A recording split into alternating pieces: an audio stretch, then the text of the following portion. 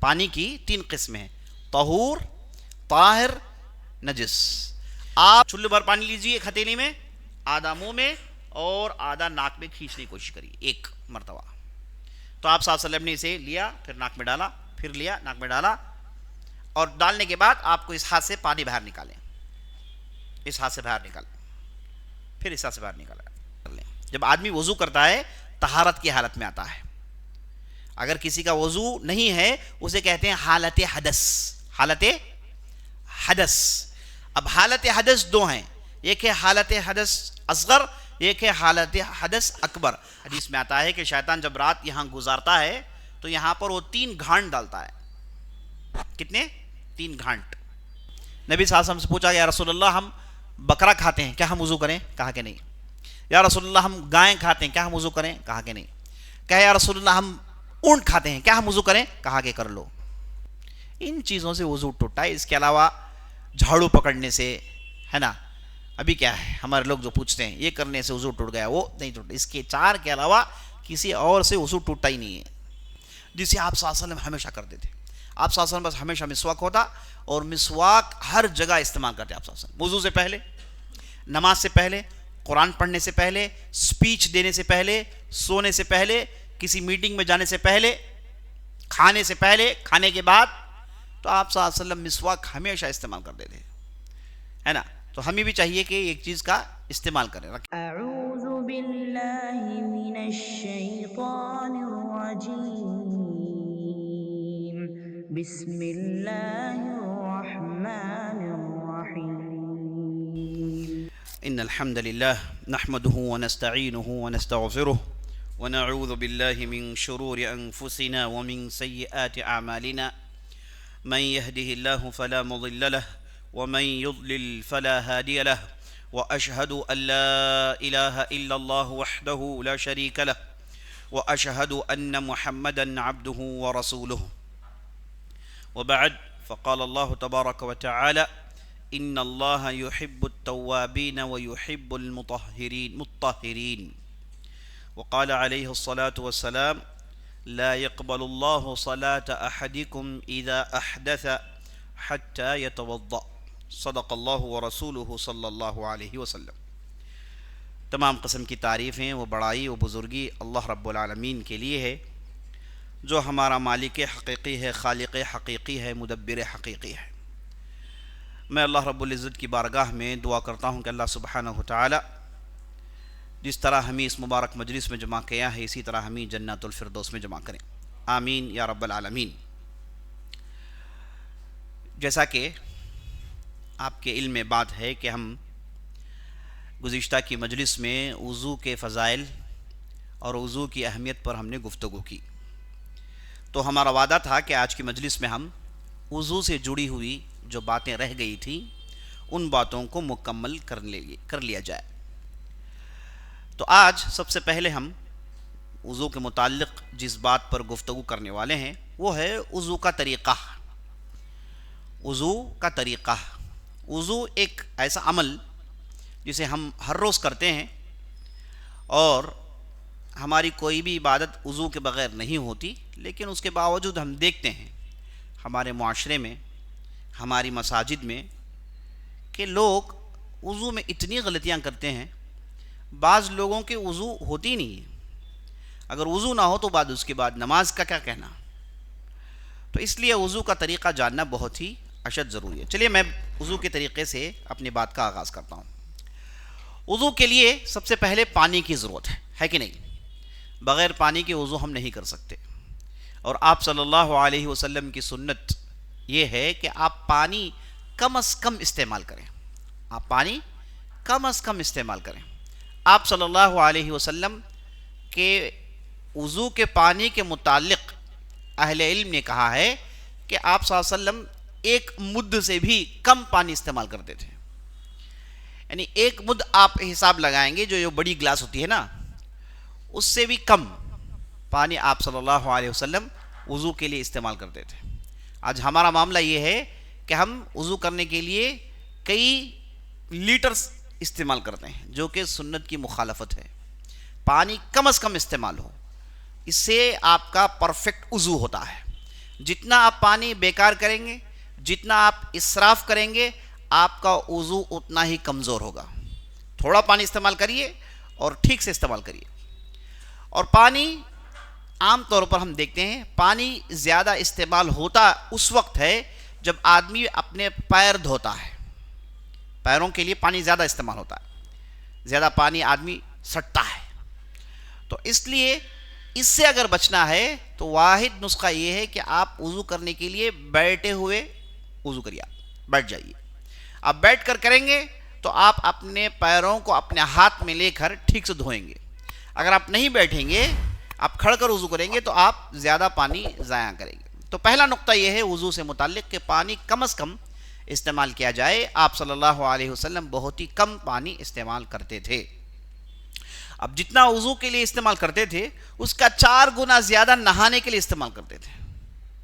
اتنا ہی آپ صلی اللہ علیہ وسلم پانی استعمال کرتے تھے. بہرحال اب وضو کے لیے پانی چاہیے. اب پانی پاک پانی ہو، جسے فقہا نے یہ کہا کہ یہ پانی جو ہے نا یہ پانی طہور ہو. وَأَنزَلْنَا مِنَ السَّمَاءِ مَاءً طَهُورًا. اللہ کہتا ہے ہم نے آسمان سے کیا پانی اتارا؟ پاک صاف پانی، جسے اللہ نے نام دیا طہور. تو پانی کی قسم طہور ہے، ایک دوسری قسم ہے طاہر، ایک تیسری قسم ہے نجس. پانی کی 3 قسمیں ہیں: طہور، طاہر، نجس. آپ وضو کریں گے طہور پانی سے. یہ طہور پانی کیا ہے؟ یہ جو پانی اللہ آسمان سے اتارتا ہے، یہ جو پانی سمندروں میں ہے، اسی کو کہتے ہیں طہور پانی، ہے نا. اگر یہ پانی تالاب کی شکل میں کھڑا ہوا ہے اور وقت کے گزرنے کی وجہ سے اس کا رنگ بدل گیا ہے، قدرتی طور پر اہل علم نے کہا اس کو بھی طہور کہتے ہیں. جو پانی رکا ہوا ہے بہت دنوں سے، اس کا رنگ بدل گیا، اس سے بھی آپ کا وضو ہو سکتا ہے. تو طہور پانی سے آپ وضو کرتے ہیں. ایک دوسری قسم ہے پانی کی جسے کہتے ہیں طاہر. طاہر مطلب وہ پاک ہے لیکن آپ وضو کے لیے استعمال نہیں کر سکتے. چیز پاک ہے، جیسے دودھ، جیسے جوس، کسی پھل کا جوس پاک ہے نہیں ہے، آپ پیتے ہیں اسے، کیا آپ اسے وضو کر سکتے ہیں؟ نہیں کر سکتے. تو پانی کے لیے شرط کیا ہے؟ طہور ہو. طہور وہ پانی جو اللہ نے آسمان سے اتارا ہے اور جو سمندروں میں ہے. اچھا، تیسری قسم ہے پانی کا نجس. نجس وہ پانی جس میں نجاست پڑ کے اس نے پانی کو بدل دیا، پانی کا رنگ بدل گیا، یا پھر پانی کا باس بو بدل گیا، یا پھر اس کا مزہ بدل گیا. 3 میں سے کوئی ایک چیز بدل گئی تو سمجھیے کہ وہ پانی نجس ہے. نجس پڑ کے پانی کے 3 کیریکٹرسٹکس میں ایک کیریکٹرسٹک بدل گیا تو وہ پانی آپ کا نجس ہو جاتا ہے. کون سی چیزیں؟ کلر، ٹیسٹ اور اسمیل. 3 میں سے کوئی بھی ایک بدل جائے نجاست کی وجہ سے پانی گندا ہو گیا، آپ اسے وضو نہیں کر سکتے. مثال کے طور پر ایک بکٹ پانی ہے نا، اس میں کوئی گندگی گری ہے نا، اب وہ گندگی گرنے کی وجہ سے اب پانی کا رنگ بدل گیا، آپ اسے وضو نہیں کر سکتے. آپ دیکھتے ہیں کہ رنگ تو نہیں بدلا لیکن باس آ رہی ہے، اسے بھی آپ پانی وضو نہیں کر سکتے. مزہ بدل گیا، اسے بھی آپ وضو نہیں کر سکتے. ٹھیک ہے. ایک پانی ہے جس میں اتنا سارا جوس گر گیا کہ پانی میٹھا ہو گیا، کیا آپ اسے وضو کر سکتے ہیں؟ نہیں کر سکتے. کیوں؟ اگرچہ کہ اس میں جو چیز گری ہے وہ طاہر ہے، جوس وہ تو ہم پیتے ہیں، نجاست تھوڑی ہے. نجاست کیا ہے؟ انسان کی نجاست، جانوروں کی نجاست. انسان جو اپنے جسم سے ویسٹیج نکالتا ہے، جانور اپنے جسم سے جو ویسٹیج نکالتا ہے، اسی کو نجاست کہتے ہیں، اسی کو نجاست کہتے ہیں. سب سے زیادہ ویسٹیج پھیلانے والا انسان ہے زمین میں، ہے نا. تو جو انسان ویسٹیج اپنا نکالتا ہے، اپنی جو گندگی نکالتا ہے، اسی کو نجاست کہتے ہیں. یہ اگر کسی پانی میں ملے، رنگ بو باس اس میں سے کوئی بھی ایک بھی بدل گیا، وہ پانی کو نجس کہیں گے، آپ اسے وضو نہیں کر سکتے. پانی میں جوس گرا، پانی میں دودھ گرا، رنگ بدل گیا، کلر بدل گیا، بو بدل گیا، مزہ بدل گیا، تینوں میں سے کوئی ایک بھی بدل گیا تو آپ اسے وضو نہیں کر سکتے، جبکہ وہ پانی ہے طاہر، نجس نہیں ہے۔ دودھ تو گرا نا، بکیٹ میں آدھا جگ دودھ گر گیا تو رنگ تو بدلے گا، تو رنگ بدل گیا تو آپ اسے وضو نہیں کر سکتے، کیونکہ یہ ہو گیا طاہر، پی سکتے ہیں لیکن وضو نہیں کر سکتے۔ تو وضو اس پانی سے کریں گے جو نیچرل ہے، جو بالکل نیچرل ہے، آسمان سے اترا ہو۔ اچھا، اگر قدرتی طور پر رنگ بدل گیا، قدرتی طور پر مزہ بدل گیا، قدرتی طور پر باس آ گئی، قدرتی طور پر، انسان کا کوئی دخل نہیں، ایک بڑا تالاب ہے، بہت دنوں سے پانی رکھا ہوا ہے، پانی پیلا پڑ گیا، بڑا تالاب ہے، آپ وضو کر سکتے ہیں، کیونکہ اس میں جو چینجز آئے ہیں کس کی وجہ سے؟ قدرتی طور پر، دھوپ کی وجہ سے، ہوا کی وجہ سے، کلائمیٹ کی وجہ سے، اس میں انسان کا کوئی دخل نہیں۔ ہم ان چیزوں کی بات کر رہے ہیں جس میں انسان کا دخل ہو۔ پانی ہے، انسان نے کچھ گرایا، انسان نے کچھ پھینکا، رنگ بدل گیا، بو بدل گیا، کلر بدل گیا، یا پھر تینوں میں سے کوئی بدل گیا، وہ جو چیز پھینکی گئی وہ نجس تھی تو وہ پانی ختم، اس سے آپ وضو نہیں کر سکتے۔ بات اچھی طریقے سے سمجھ لیجیے، مختصر، آسمان سے اللہ نے جو پانی اتارا، سمندر میں جو پانی ہے، یہ پانی انسان کے دخل کے بغیر رکا ہوا ہے، اگرچہ کہ اس کا رنگ پیلا پڑ گیا، اگرچہ کہ اس میں آپ باس محسوس کر رہے ہیں، کوئی حرج نہیں، آپ اسے وضو کر سکتے ہیں، اسے آپ طہارت حاصل کر سکتے ہیں۔ دیکھیے، اہل علم نے پانی جس سے آپ طہارت حاصل کر سکتے ہیں، اس کے دو قسم بتائے، ایک پانی بہت بڑا پانی، ایک پانی کم پانی۔ بہت بڑا پانی، اس میں آپ کچھ بھی ڈالیے کچھ بدلتا نہیں ہے، سمندر میں آپ جو بھی ڈالیے کچھ بدلتا نہیں، حالانکہ ساری دنیا کی گندگی سمندر ہی میں جاتی ہے، لیکن سمندر کا بہت بڑا پانی ہے، اس میں کچھ ملنے ولنے سے کچھ ہوتا نہیں ہے۔ پانی جب بہت بڑا ہو، جسے الماء الکثیر کہتے ہیں، اس میں کچھ ملنے ولنے سے کچھ ہوتا نہیں ہے، بڑا تالاب ہے، آپ انسان نے بھی کچھ پھینکا، کچھ فرق نہیں پڑتا۔ ہم وہ پانی کی بات کریں تو کم ہے، انسان کے دخل اندازی کی وجہ سے چینجز آ گئے، اس پانی سے آپ وضو نہیں کر سکتے۔ تو مختصر، پانی جو قدرتی طور پر آسمان سے اترا، سمندروں میں ہے، تالابوں میں ہے، انسان کے کسی انٹرفیئر کے بغیر کھڑا ہوا ہے، تو آپ اسے آرام سے وضو کے لیے استعمال کر سکتے ہیں، ٹھیک ہے؟ تو وضو کرنے کے لیے پانی طہور ہونا چاہیے، طاہر بھی نہیں، نجس بھی نہیں، طاہر بھی نہیں، نجس بھی نہیں، طاہر پاک ہے لیکن آپ وضو نہیں کر سکتے، جیسے دودھ، جوس، جو دوسری چیزیں ہیں۔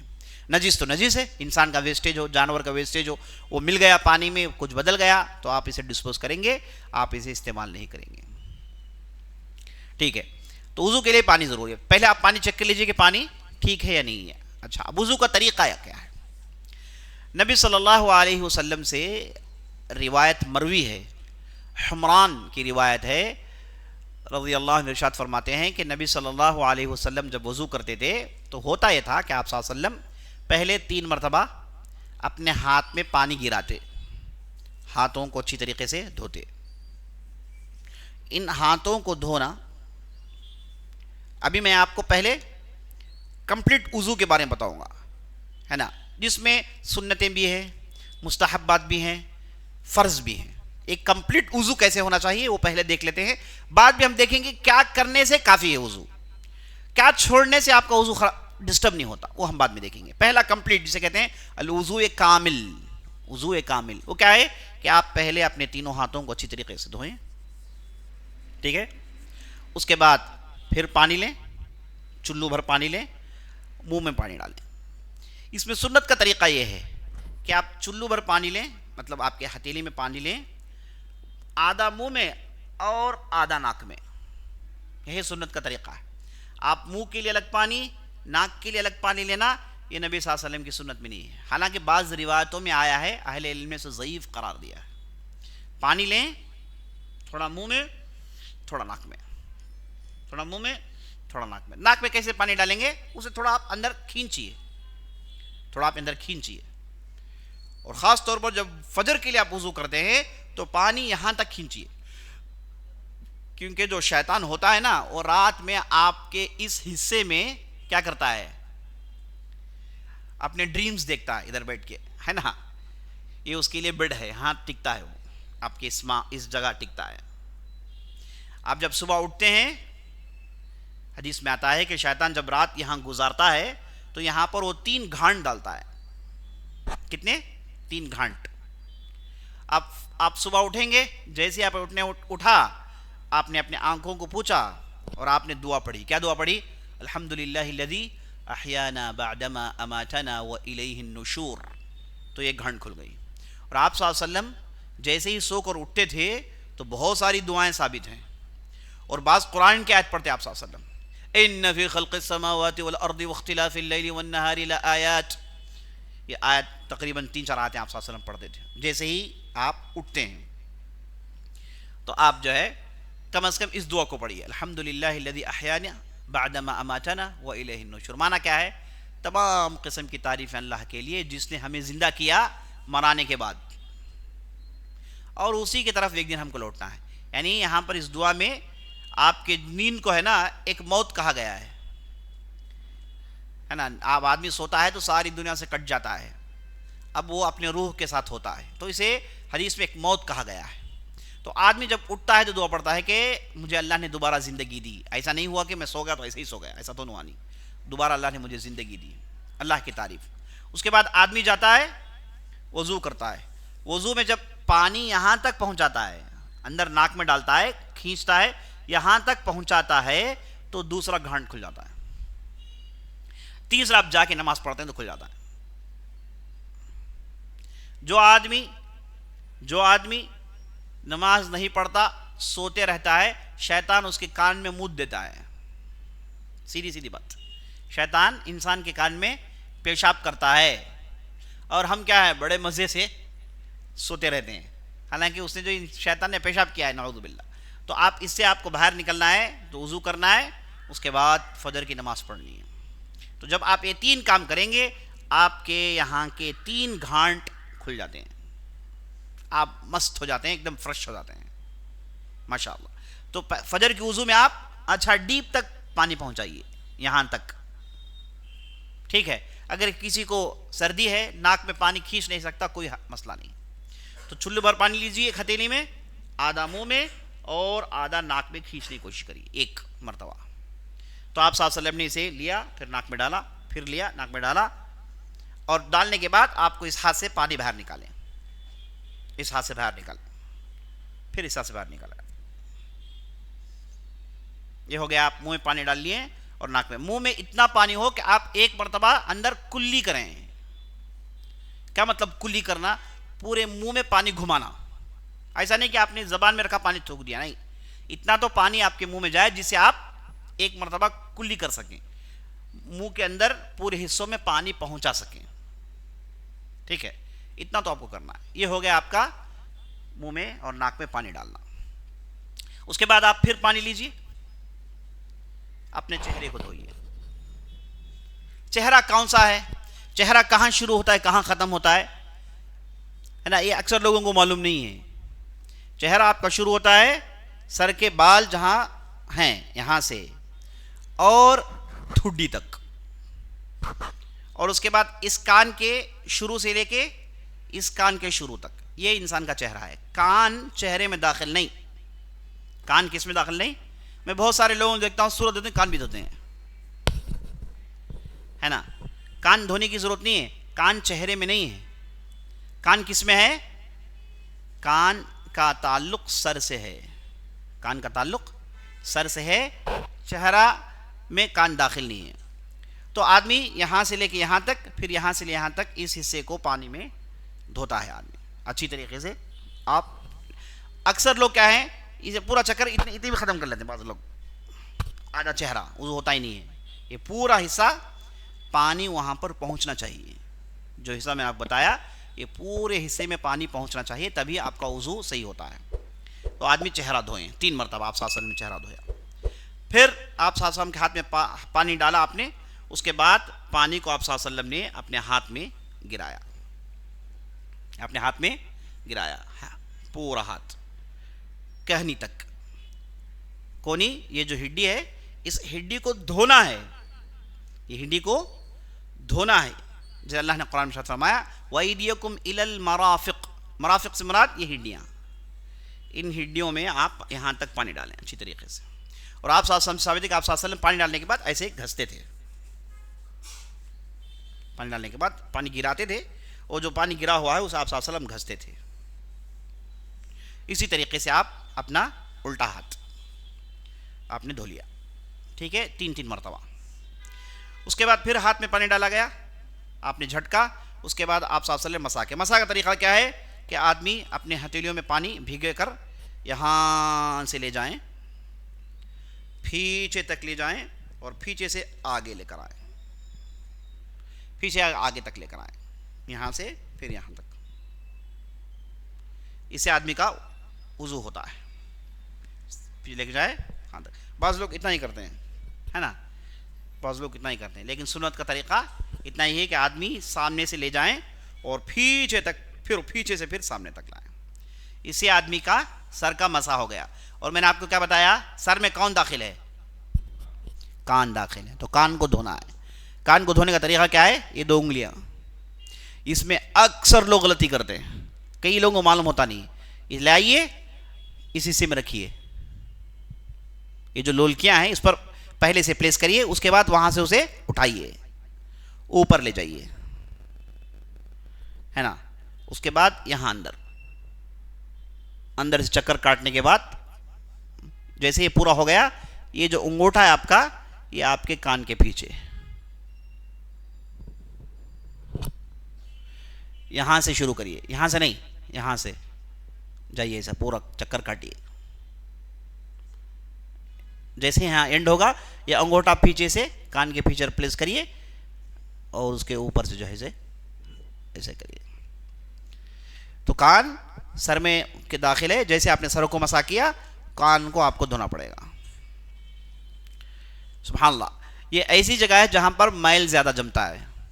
جو آدمی ریگولر پراپر وضو کرتا ہے اسے کبھی یہاں پر میل رکتا نہیں, نہ ادھر پیچھے رکتا ہے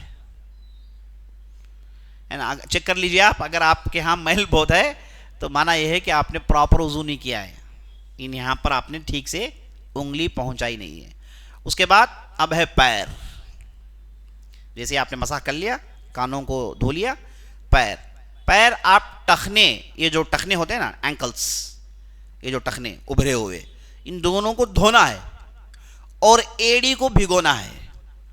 یہ ایڑی جو ہے نا, عام طور پر سامنے سے لوگ پانی پھینکے اور نکل گئے. بعض لوگ ایسے سمجھتے ہیں کہ وضو کر کے آزو بازو لوگوں پر احسان کر رہے ہیں.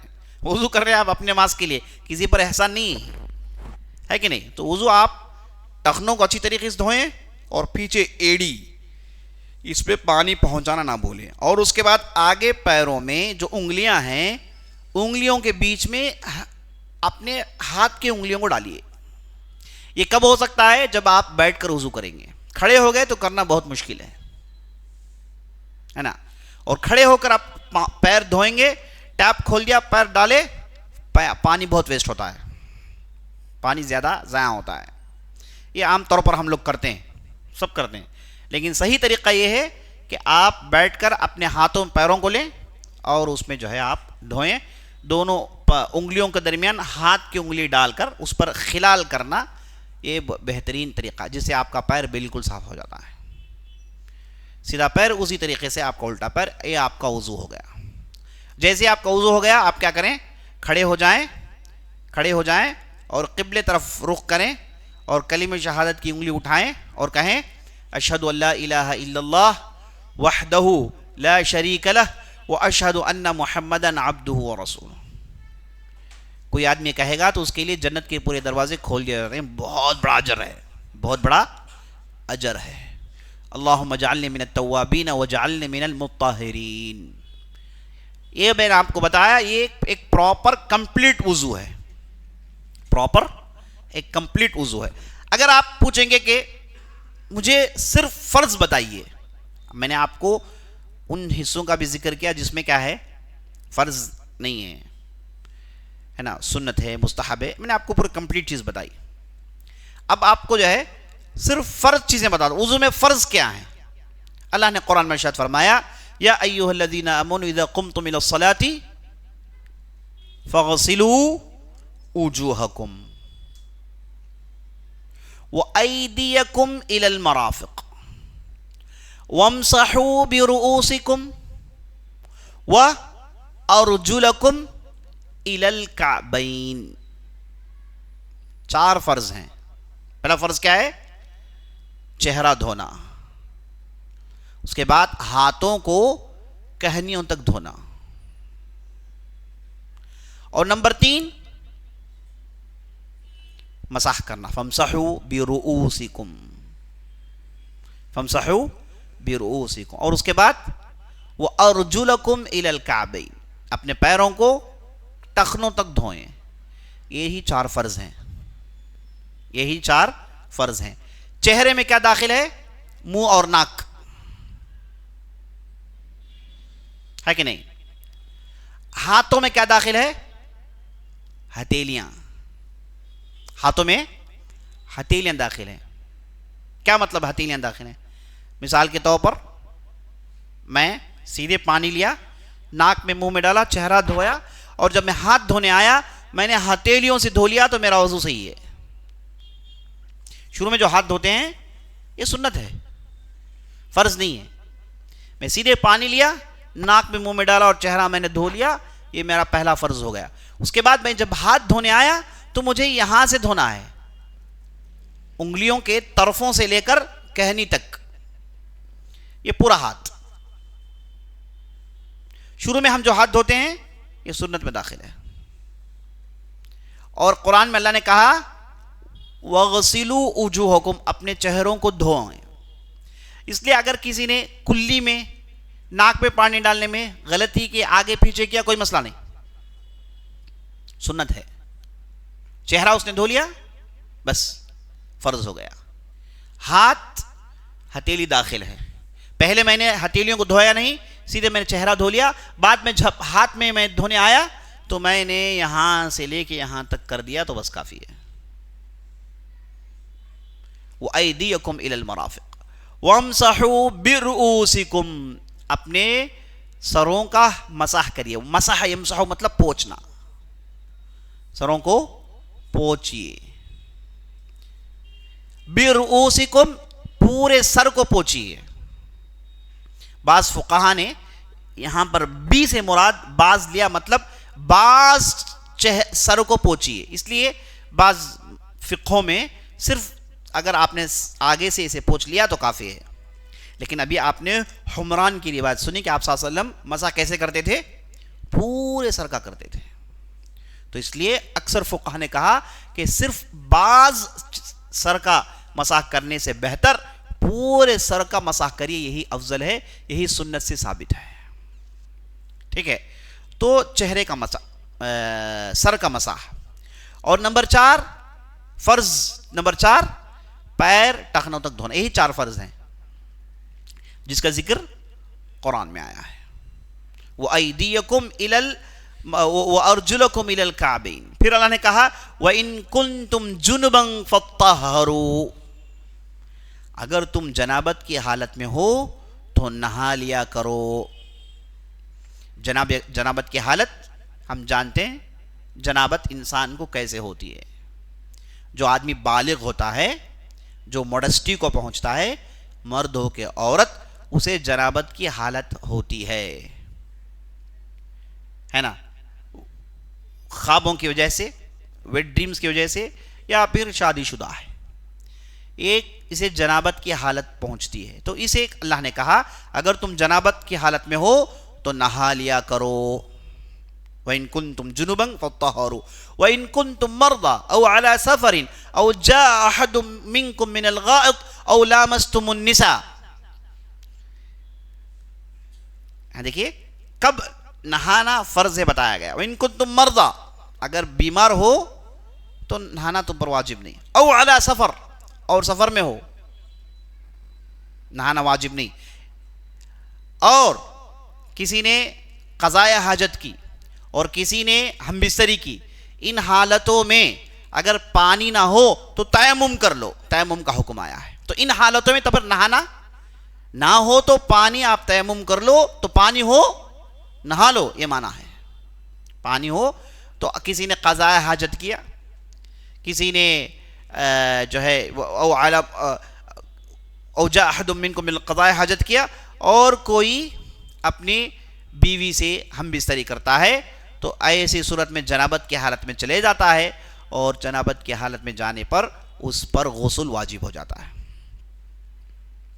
اور آیت آگے دیکھ، آیت کیا کہتی ہے؟ فَإِن لَمْ تَجِدُوا مَاءً صَعِيدًا فَتَيَمَّمُوا صَعِيدًا طَيِّبًا وَامْسَحُوا بِوُجُوهِكُمْ وَأَيْدِيَكُمْ مِنْهُ۔ اگر آپ کے پاس پانی نہیں ہے، آپ کو نہانا واجب ہے، تو تیمم کر لو۔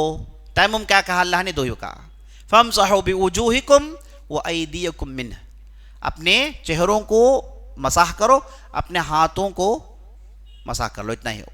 تیمم کا طریقہ بالکل سمپل ہے۔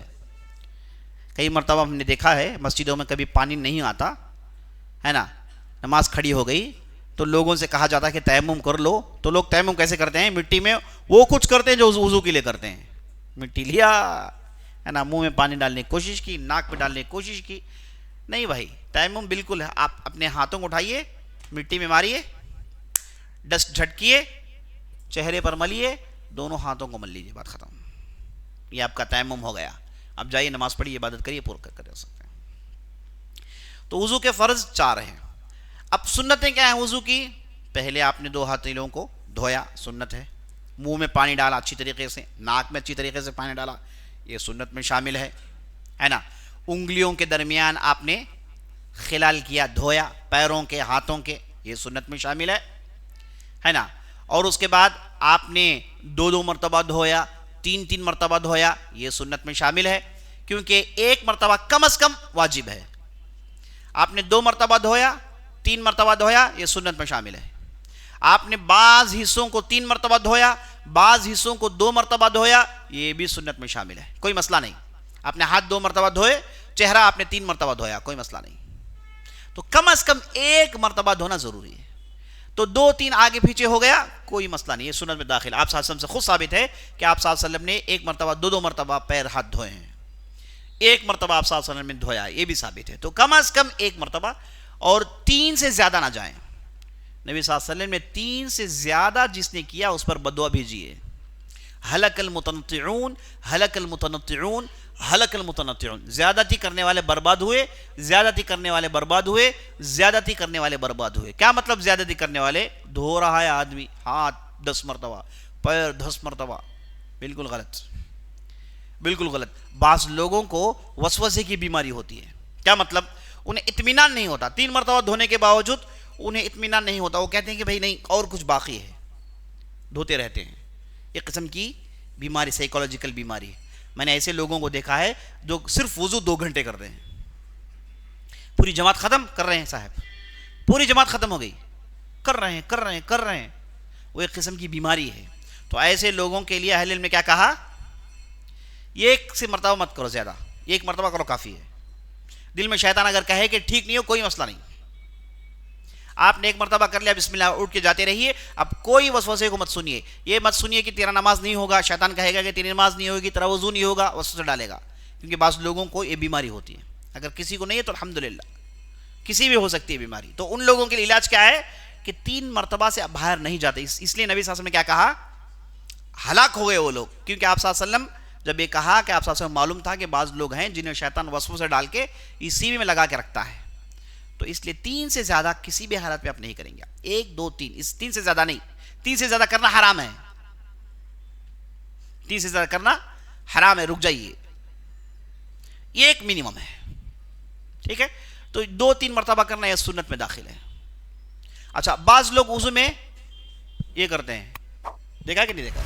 گردن پر مسح کرتے ہیں، یہ ثابت ہی نہیں ہے، پتہ نہیں کہاں سے لوگ سیکھ گئے ہیں، یہ جو ہے بڑے اچھے انداز سے کرتے ہیں، حالانکہ اسے وضو میں داخل ہے ہی نہیں، کہاں سے آ گیا کسی کو نہیں معلوم، اللہ بہتر جانتا ہے۔ یہ ہو گیا عزیز ساتھیوں وضو، فرض آپ نے سن لیا 4، بقیہ جو بھی آپ کرتے ہیں، داڑھیوں کا خلال کرتے ہیں، سنت ہے۔ اور اسی طریقے سے نبی صلی اللہ علیہ وسلم ایک حدیث میں ارشاد فرمایا، لولا ان اشق علی امتی لامرتهم بالسواک عند کل صلاۃ۔ نبی صلی اللہ علیہ وسلم نے کہا اگر مجھے میری امت پر مشقت ڈالنے کا ڈر نہ ہوتا تو میں انہیں ہر وضو میں، ہر نماز کے وقت مسواک کرنے کا حکم دیتا۔ کیا؟ کس کا؟ مسواک۔ تو مسواک کرنا یہ نبی صلی اللہ علیہ وسلم کی بہت ہی زبردست سنتوں میں سے ہے، جسے آپ صلی اللہ علیہ وسلم ہمیشہ کرتے تھے۔ آپ صلی اللہ علیہ وسلم بس ہمیشہ مسواک ہوتا، اور مسواک ہر جگہ استعمال کرتے آپ صلی اللہ علیہ وسلم، وضو سے پہلے، نماز سے پہلے، قرآن پڑھنے سے پہلے، سپیچ دینے سے پہلے، سونے سے پہلے، کسی میٹنگ میں جانے سے پہلے، کھانے سے پہلے، کھانے کے بعد، تو آپ صلی اللہ علیہ وسلم مسواک ہمیشہ استعمال کرتے تھے، ہے نا؟ تو ہمیں بھی چاہیے کہ ایک چیز کا استعمال کریں، رکھیں ہمارے پاس، اور اس کے ٹھیک. اور مسواک کیا ہے؟ مسواک ضروری نہیں کہ مکے سے ہی آئے. مسواک کا مطلب کوئی چیز جس میں آپ اپنے دانتوں کو پوچھتے ہیں، دھوتے ہیں. تو یہاں ہم یہاں رہتے ہیں، یہاں کے جھاڑوں کی جو لکڑیاں ہیں، جس کے بارے میں لوگ بتاتے ہیں کہ بھائی اچھی لکڑی، جیسے نیم کی لکڑی ہے، جسے آپ مسواک کر سکتے ہیں.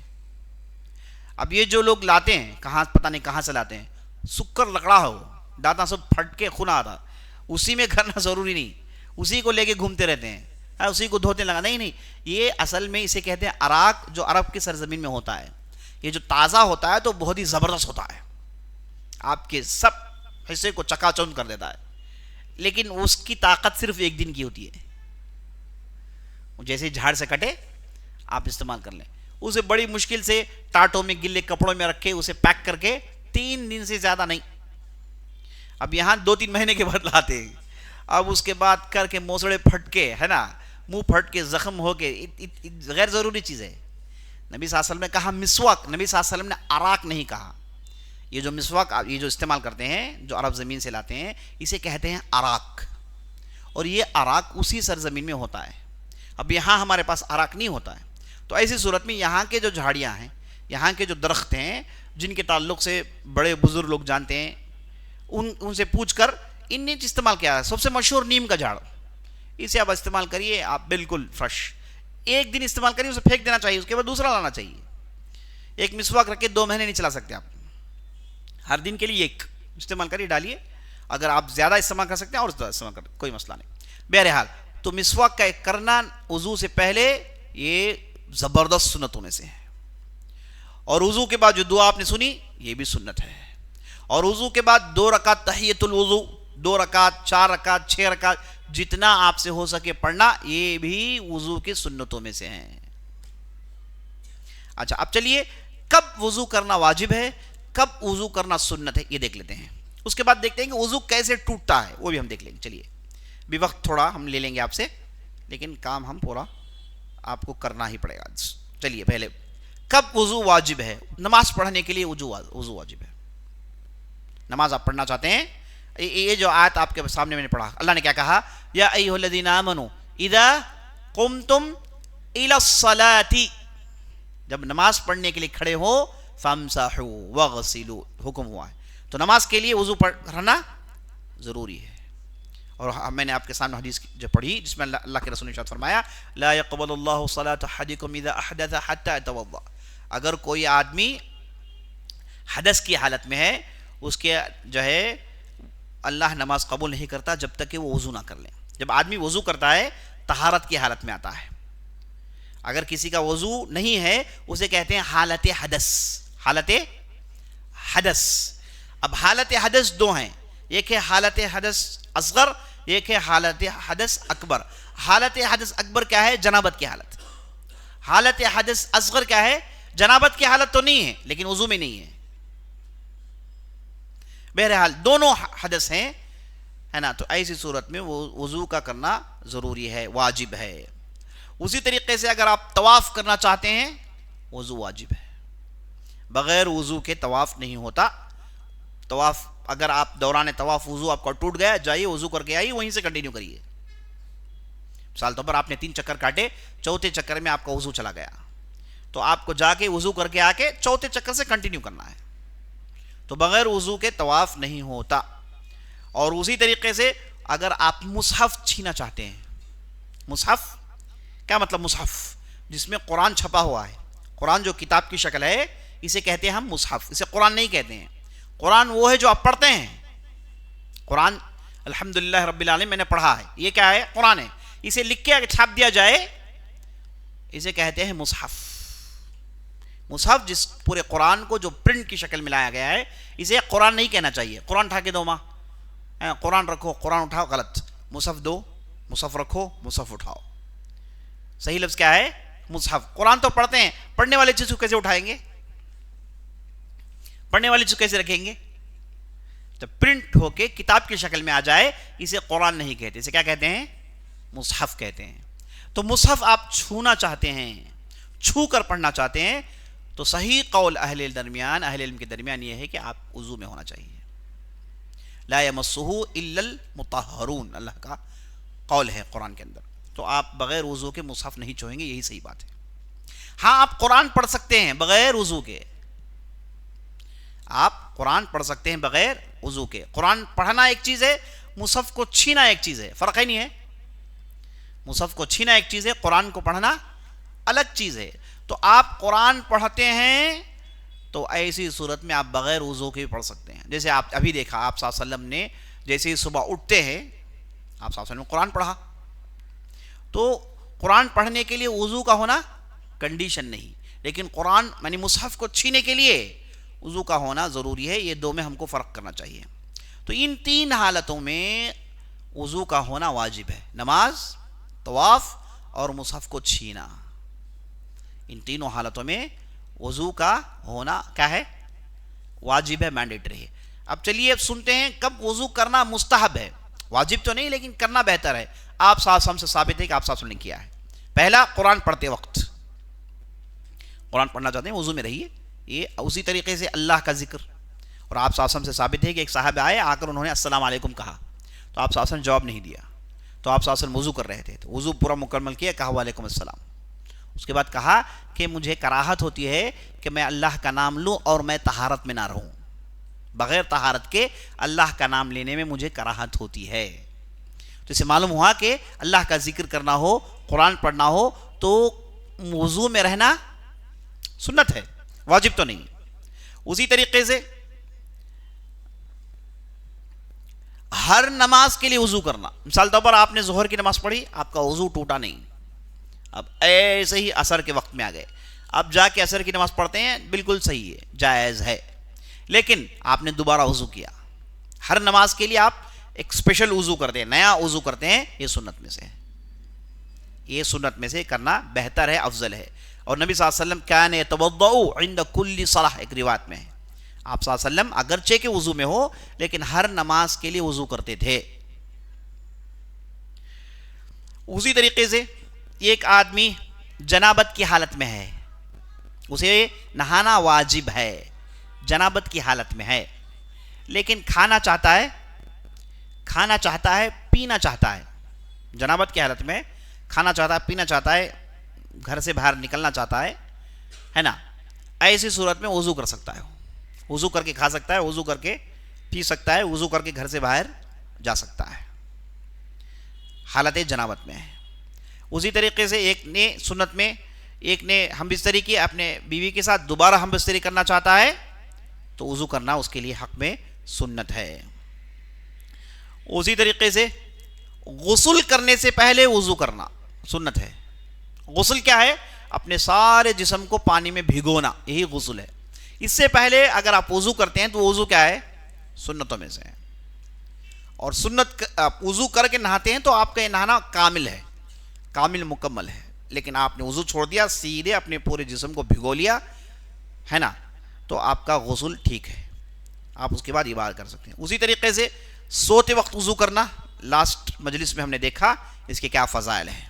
سوتے وقت آدمی وضو کرتا ہے تو اس کے ڈھیر سارے فضائل ہیں. تو یہ 6 موقع ہیں جہاں پر آپ وضو کرنا آپ کے لیے کیا ہے؟ مستحب ہے, سنت ہے. تو 3 جگہ واجب ہے, کم از کم واجب تو یاد رکھنا ہے. کیا ہے؟ نماز کے لیے, اور اس کے بعد طواف کے لیے, اور اس کے بعد مصحف چھونے کے لیے. اب چلیے دیکھتے ہیں کہ وضو کیسے ٹوٹتا ہے. وضو 5 چیزوں سے ٹوٹتا ہے. پہلی چیز, آگے کے حصے سے یا پھر پیچھے کے حصے سے یا پھر آگے کی شرمگاہ سے پیچھے کی شرمگاہ سے کچھ بھی نکلے وضو ٹوٹ جائے گا. کچھ بھی نکلے وضو ٹوٹ جائے گا. خون بھی نکلے وضو ٹوٹ جائے گا. آگے کے حصے سے, پیچھے کے حصے سے کچھ بھی نکلے وضو ٹوٹ جائے گا. اب جو نکلتا ہے ہم جانتے ہیں, اس کے علاوہ خون نکل گیا, کوئی دوسرا جو ہے لیکوڈ کچھ بھی ہو گیا, یاد رکھ لیجئے وضو ٹوٹ جاتا ہے. اس کے علاوہ خون جسم کے کہیں سے بھی نکلے وضو نہیں ٹوٹتا. اگر پیشاب اور انسان کی غلاظت کہیں دوسری جگہ سے نکلے وضو ٹوٹ جائے گا. مثال طور پر ایک آدمی مریض ہے, اسے پیشاب کوئی دوسری جگہ سے نکال رہے ہیں, وضو ٹوٹ گیا اس کا. اس کی غلاظت کوئی دوسری جگہ سے نکالی جا رہی ہے, جیسے بعض لوگوں کو ہوتا ہے بیماری کی وجہ سے, وضو ٹوٹ جائے گا. تو قضاء حاجت کہیں سے بھی نکلے وضو ٹوٹ گیا. اب سبیلین یعنی آگے سے شرمگاہ کے پیچھے کی شرمگاہ سے کچھ بھی نکلے وضو ٹوٹ جائے گا. اسے اچھی طریقے سے یاد رکھیے, بڑی نقطے کی بات ہے. آگے کی شرمگاہ سے پیچھے کی شرمگاہ کچھ بھی نکلے انسان کا وضو ٹوٹ جاتا ہے. اب خون جسم کے کہیں سے بھی نکلے وضو نہیں ٹوٹتا. پیپ جسم کے کہیں بھی سے کوئی بھی لیکوڈ کوئی بھی دوسری چیز نکل جانے سے وضو نہیں ٹوٹتا. لیکن کہیں سے بھی یہ دو غلاظتیں نکلے وضو ٹوٹ جاتا ہے. اسے آپ اچھی طریقے سے یاد رکھیں, بہت ہی اہم چیز ہے. اچھا, یہ اس سے وضو ٹوٹتا ہے. نمبر 2, آدمی کا عقل اس سے زائل ہو گیا, آدمی بے ہوش ہو گیا, یا تو پھر اتنا سو گیا کہ ہوش اس کے ختم ہو گئے, وضو ٹوٹ جاتا ہے. ابو داؤد کی روایت ہے, بعض صحابہ کہتے ہیں کہ ہم سوتے تھے, اس کے بعد نماز پڑھتے تھے, ہمیں سے کوئی وضو نہیں کرتا تھا. کیا کہتے ہیں صحابہ؟ ہم سوتے تھے, اس کے بعد نماز پڑھتے تھے, ہم کوئی وضو نہیں کرتے تھے, سیدھے نماز پڑھتے تھے. کب سوتے تھے؟ گھروں میں جا کے سو کے نہیں آتے. وہ آئے ہیں عشاء کی نماز پڑھنے کے لیے, آئے ہیں فجر کی نماز پڑھنے کے لیے. نبی صلی اللہ علیہ وسلم ابھی نکلے نہیں, انتظار میں ہیں, بیٹھے بیٹھے سو گئے. جیسے آپ لوگ مجلس میں کرتے ہیں نا, ایسے جھٹکا جو مارتے ہیں ایسے ہے نا, ویسے جھٹکا مارے یا پھر تھوڑا ایسے سو گئے, تو اس سے کیا ہوتا ہے؟ وضو ٹوٹتا نہیں ہے. تو ایسی نیند جس سے آدمی کی ہوش ختم ہو جائے. کیسے معلوم ہوگا کیسے آدمی کا ہوش ختم ہوتا ہے؟ آدمی اگر بیٹھ کر سوئے خطبوں میں جمعوں میں جیسے آپ ہم سوتے ہیں, اگر جو ہے ایسے اگر سونا ہے تو اس سے وضو نہیں ٹوٹتا. آپ نے باقاعدہ ٹیکا لے لیا, بازو کوئی صاحب بیٹھے ان پر ٹیکا لے لیا ہے نا, نہیں سے وضو آپ کا ٹوٹ جائے گا. اور گہری نیند کیسے پتہ کریں گے آپ کو کچھ بھی پتہ ہی نہیں چلا, منہ سے پانی نکل گیا ہے نا, یا پھر ہاتھ میں کچھ رکھے تو گر گیا, ہاتھ میں موبائل تھا, موبائل گر گیا, پتہ ہی نہیں چلا, تو یہ آپ کی ڈیپ نیند ہوگی, آپ کا وضو چلا گیا. تو ڈیپ نیند سے وضو ٹوٹتا ہے, چھوٹی موٹی نیند سے کیا ہے؟ اونگ سے وضو نہیں ٹوٹتا. خاص طور پر آپ بغیر ٹیک کے بیٹھے ہیں تو آدمی کو ڈیپ نیند نہیں آتی. تو اس لیے صحابہ کہتے ہیں کہ ہم سوتے تھے اور اس کے بعد نماز پڑھتے تھے. تو مانا کیا کہ وہ مجلس میں بیٹھے رہے, انتظار کرتے رہے, اس کے بعد نبی صلی اللہ علیہ وسلم آ گئے تو نماز پڑھنے کے لیے کھڑے ہو گئے. ٹھیک ہے. نمبر 2 کیا ہے؟ عقل کے زائل ہونے سے. اس میں عقل کے زائل ہونے میں کیا کیا ہے؟ ڈیپ نیند, بے ہوش, کچھ دوائی لی, کچھ دوائی لی, آدمی بے ہوش ہو گیا, وضو اس کا چھوڑ گیا. نمبر 3 وضو ٹوٹنے کے لیے کیا ہے؟ آپ نے اونٹ کا گوشت کھایا ہے تو وضو ٹوٹ جاتا ہے. کس کا گوشت؟ نبی صلی اللہ علیہ وسلم سے پوچھا, یا رسول اللہ ہم بکرا کھاتے ہیں, کیا ہم وضو کریں؟ کہا کہ نہیں. یا رسول اللہ ہم گائیں کھاتے ہیں, کیا ہم وضو کریں؟ کہا کہ نہیں. کہا یا رسول اللہ ہم اونٹ کھاتے ہیں, کیا ہم وضو کریں؟ کہا کہ کر لو, کہا کہ کر لو. تو اسے کیا معلوم ہوا؟ اونٹ کے گوشت کھانے سے وضو ٹوٹ جاتا ہے. نمبر 4 شرمگاہ کو چھینے سے, ڈائریکٹ, بغیر کسی انٹرپشن کے, بغیر کپڑے کے کسی نے شرمگاہ کو چھین لیا, آگے ہو پیچھے, وضو اس کا ٹوٹ جاتا ہے. خود کا ہو یا پھر دوسروں کا. جیسے ماں ہے, اپنے بچے کو صاف کرتی ہے کہ نہیں, بچے سے جو ہے پیشاب ہو گیا, اس کے جو ہے پیمپرز بدلتی ہے. اگر وہ ڈائریکٹ اس نے چھین لیا وضو اس کا ٹوٹ گیا, ڈائریکٹ اس نے نہیں چھیا وضو اس کا ٹوٹتا نہیں. شرمگاہ سے مراد, سامنے کے شرمگاہ سے مراد اور پیچھے کے شرمگاہ سے مراد مخرج, ایگزٹ پوائنٹ, اسے چھینے سے وضو ٹوٹتا ہے. آگے کا یا پھر پیچھے کا شرمگاہ کسی نے چھین لیا ڈائریکٹ, بغیر کسی حائل کے, بغیر کسی پردے کے, اس کا وضو ٹوٹ جاتا ہے. اور نمبر 4 اہل علم نے کہا کہ کوئی آدمی اسلام سے باہر چلا گیا، مرتد ہو گیا، پھر وہ اسلام قبول کرتا ہے تو اس کا وضو ٹوٹ گیا. مرتد ہو گیا نعوذ باللہ، بعد میں پھر اللہ نے عقل دی، پھر 1-2 گھنٹے کے بعد پھر اس نے توبہ کی، اسلام قبول کیا، اس نے وضو پہلے کیا تو وضو ٹوٹ جائے گا، نئے سر سے اسے وضو کرنا پڑے گا. تو ان چیزوں مختصر ارتداد کا چھوڑ دیجئے، یہ تو ریئر کیس ہے. یہ 4 یاد رکھیے آپ. کیا کیا 4؟ آگے کی شرمگاہ سے پیچھے کی شرمگاہ سے کچھ بھی نکلے وضو ٹوٹ جاتا ہے. جسم کے کوئی بھی حصے سے ہے نا گندگی نکلے، پیشاب اور غلاظت جو نکلے کسی بھی حصے سے وضو ٹوٹ جاتا ہے. اور نمبر 2 عقل کے زائل ہونے سے. عقل کے زائل مطلب عقل کے جانے سے. عقل کب جاتا ہے؟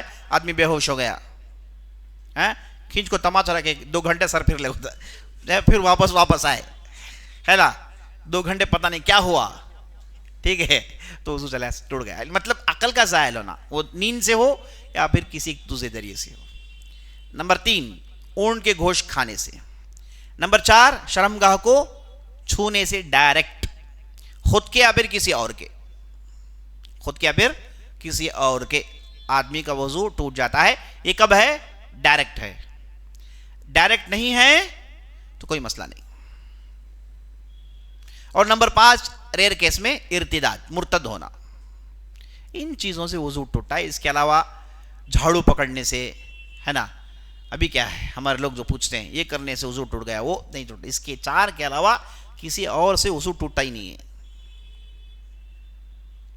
ہے نا. مولوی صاحب میں گالی دے دیا ہے، غصے میں ٹینشن میں گالی دے دیا، مولوی صاحب وضو ٹوٹ گیا، نہیں ٹوٹتا. گالی دی اسے گناہ ہے.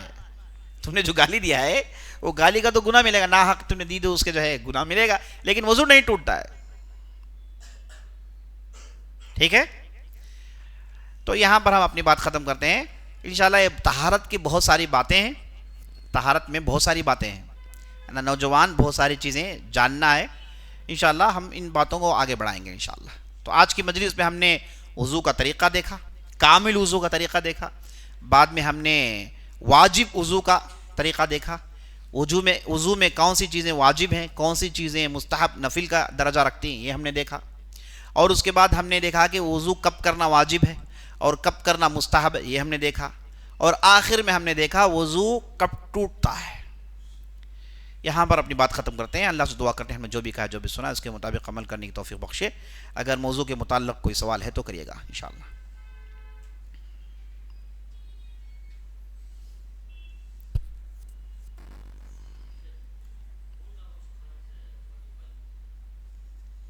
آپ بہترین سوال کر رہے ہیں، پوچھ رہے ہیں کہ ہونٹ کا گوشت کھانے سے کیوں وضو ٹوٹتا ہے، اس کی حکمت کیا ہے، اللہ ہی بہتر جانتا ہے. مسلم کی روایت ہے، آپ صلی اللہ علیہ وسلم سے پوچھا گیا کہ ہم بکرے کا گوشت کھاتے ہیں کیا وضو ٹوٹتا ہے؟ کہا کہ نہیں. ہم گائے کی گوشت کھاتے ہیں، بیف کھاتے ہیں، کیا اسے وضو ٹوٹتا ہے؟ کہا کہ نہیں.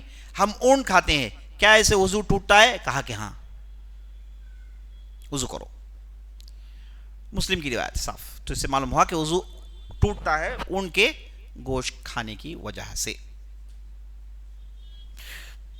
کیا حکمت ہے اللہ عالم. بعض اہل علم نے کہا کہ اونٹ ایک ایسا جانور ہے جس کے تعلق سے کہا گیا ہے کہ اونٹ جہاں زیادہ رہتے ہیں وہاں جن ہوتا ہے، شیطان ہوتا ہے. وہاں پر نماز پڑھنے سے بھی روکا گیا ہے. اگر آپ بکرے ہیں، زیادہ بکرے کھڑے ہوئے ہیں، تو آپ نے کہیں ایک جگہ دیکھ لی، آپ نماز پڑھ لیا، وہاں پر گوبر بھی تھا، کچھ بھی مسئلہ نہیں، حلال جانور ہے، اس کا گوبر پیشاب بھی حلال ہے، کوئی مسئلہ نہیں، آپ نماز پڑھ لیا، آپ کا نماز صحیح ہے. گائے ہیں، بیل کھڑے ہیں، آپ نے ایک جگہ بنا لی، نماز پڑھ لی، ٹھیک ہے. لیکن اونٹوں کو تعلق سے کہا نہیں، الگ جگہ پڑھو، ادھر مت پڑھو. تو ہو سکتا ہے کہ اونٹوں کے تعلق سے یہ کہا جا سکتا ہے کہ ان کے ہاں زیادہ شیطان انہیں گھیرے ہوئے ہوتے ہیں. اللہ عالم، اللہ عالم. نمبر 2، اس کی حکمت میں بھی کہتے ہیں کہ اس کی گرمی بہت زیادہ ہے. اونٹ کی جو گرمی ہے نا بہت زیادہ ہے، تو اس گرمی کو ٹھنڈا کرنے کے لیے پانی چاہیے، وضو. گوشت بھی کھائیں آپ، اس کا دودھ بھی پئیں، اس کی بہت زیادہ گرمی ہے، تو اس لیے وضو کا کرنا اہل نبی صلی اللہ علیہ وسلم نے واجب قرار دیا. یہی حکمت میں کہا جا سکتا ہے. نبی صلی اللہ علیہ وسلم نے جب ایگزیکٹلی نہیں کہا تو ہم نہیں کہہ سکتے کیا وجہ ہے. کہا کہ بھائی ٹوٹا ہے، ٹوٹ گیا. اچھا کیوں میں شرمگاہ چھونے سے ٹوٹ گیا؟ وہ بھی تو آپ کے جسم کا حصہ ہے. نبی صلی اللہ علیہ وسلم نے کہا ٹوٹ گیا بس. تو یہ شریعت کا ایسا حصہ ہے جس میں ہم عقل نہیں چلا سکتے. جیسے کہا گیا اس پر ہم کو عمل کرنا چاہیے. واللہ اعلم. داڑھی کیسے دھونا سنت ہے. دیکھیے یہ جو داڑھی کا جو سامنے کا حصہ ہے, انسان کا چہرہ یہاں ختم ہو گیا, اب داڑھی کا جو سامنے کا حصہ ہے اس میں آپ نے تھوڑا پانی ڈال لیا کافی ہے. آپ نے اسے پورا بھگویا سنت ہے. اس میں یہاں ڈال کے اسے خلال کیا سنت ہے. آپ نے چہرہ دھویا, تھوڑا پانی یہاں لگا, کوئی مسئلہ نہیں, آپ کی نماز صحیح ہے, وضو آپ کا صحیح ہے. آپ نے چہرہ دھویا, آپ کی داڑھی میں کچھ لگا ہی نہیں, کوئی مسئلہ نہیں, آپ کی نماز درست ہے, آپ کا وضو صحیح ہے. داڑھی کو بھگونا, سامنے کے حصے میں پانی ڈال کے ایسے کرنا, یہ سب سنت میں سے واجب نہیں ہے. واللہ اعلم. سوال یہ کر رہے ہیں کہ بعض ایسے ٹوائلٹس ہوتے ہیں جہاں پر ویسٹرن ہوتا ہے اور بعض جگہ ہوتی ہے پانی استعمال کرنے کے لیے. کہاں کیا ہم وضو کر سکتے ہیں؟ بالکل کر سکتے ہیں. پورا حرم ایسا ہی ہے, حرمین میں ایسا ہی ہے, کوئی مسئلہ نہیں. بالکل آپ کی وضو انشاءاللہ بالکل درست ہے انشاءاللہ. سوال یہ کر رہے ہیں کہ کیا آدمی ساکس پہن سکتا ہے, ساکس پر مسح کیا کریں؟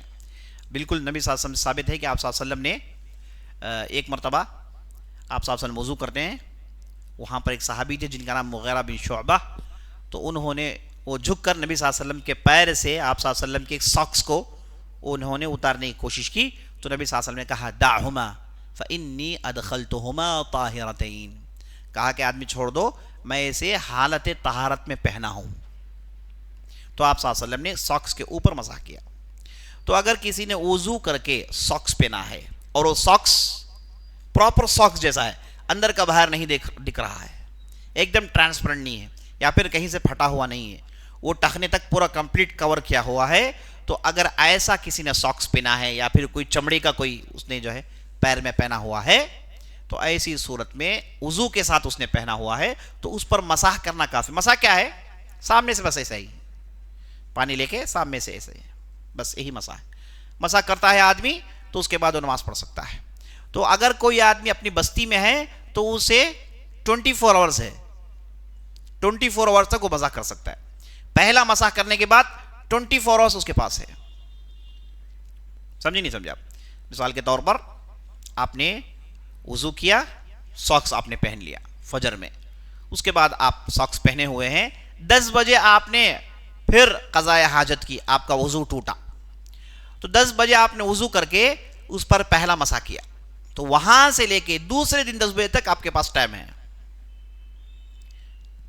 24 آورز آپ کے پاس ٹائم ہے, تب تک آپ کیا کر سکتے ہیں؟ مسح کر سکتے ہیں. 24 گھنٹے ہو گئے تو اس کے بعد آپ کو نکال کر پھر وضو کر کے پھر پہننا پڑے گا.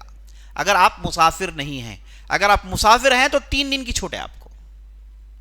سفر میں ہیں تو 3 دن یعنی 72 آورز آپ کیا کر سکتے ہیں؟ مسح کرتے رہ سکتے ہیں. مستی میں ہے, مسافر نہیں ہے تو 24 آورز ہیں.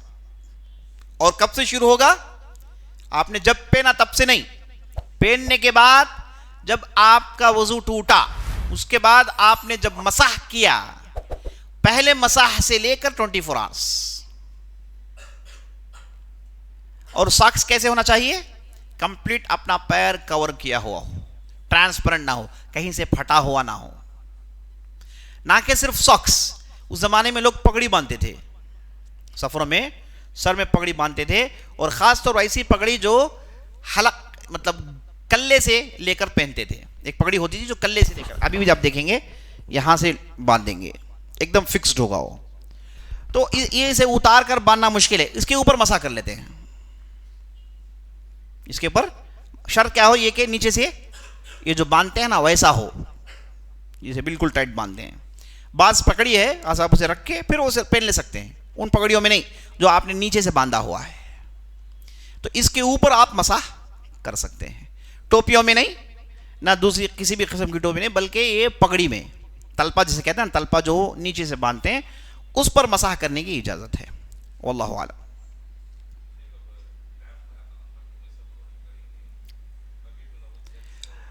سوال یہ کر رہے ہیں کہ ٹیپ میں جو پانی آتا ہے اسے کریں یا پھر بکیٹ میں سے جگ میں ڈال کر کریں, کسی بھی جو ہے آپ صورت میں کریں, کوئی مسئلہ نہیں.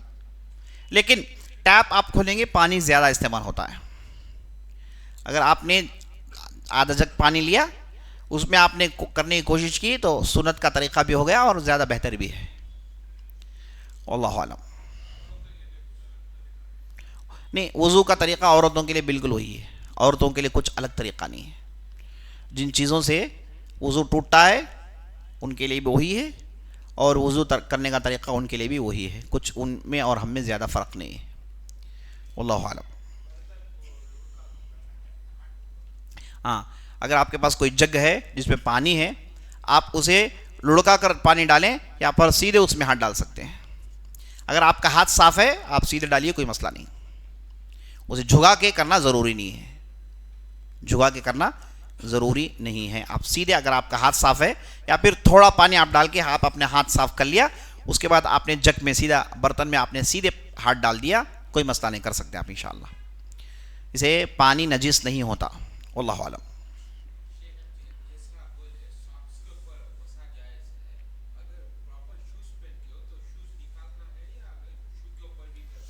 نہیں, اس زمانے میں نبی صلی اللہ علیہ وسلم زمانے میں لوگ جوتے پہنتے تھے اور یہ نا ایک ساکس بھی پہنتے تھے, چمڑی کا ساکس.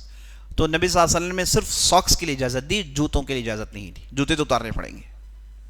ہاں واللہ عالم.